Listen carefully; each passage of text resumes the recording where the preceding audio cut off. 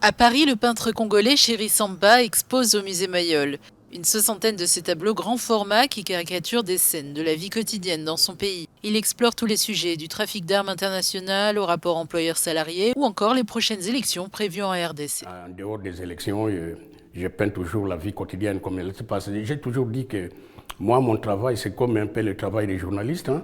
Les journalistes puisent le sujet de l'actualité.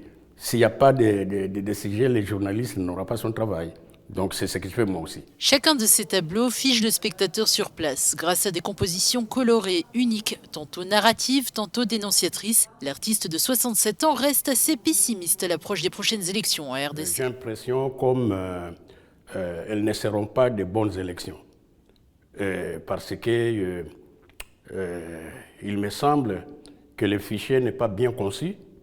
Il me semble qu'il y a déjà des fraudes.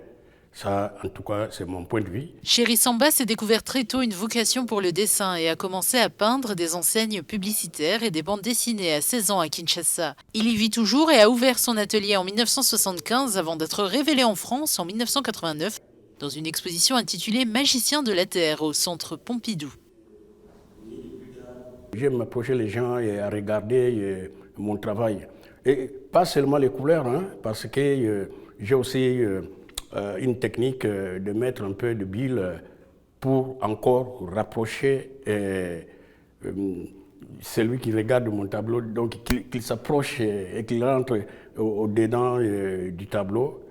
Donc on peut voir l'image des belles couleurs, mais lire un petit peu. Ça, c'est aussi une technique pour rapprocher les gens devant mes tableaux. Né dans un village congolais, Chéri Samba est une figure de la peinture populaire congolaise qui a émergé dans les années 70 avec une touche très politique. Derrière son imaginaire foisonnant rempli de symboles parfois très pessimistes, cet homme au large sourire dit pourtant croire à l'avenir de son pays et de l'Afrique.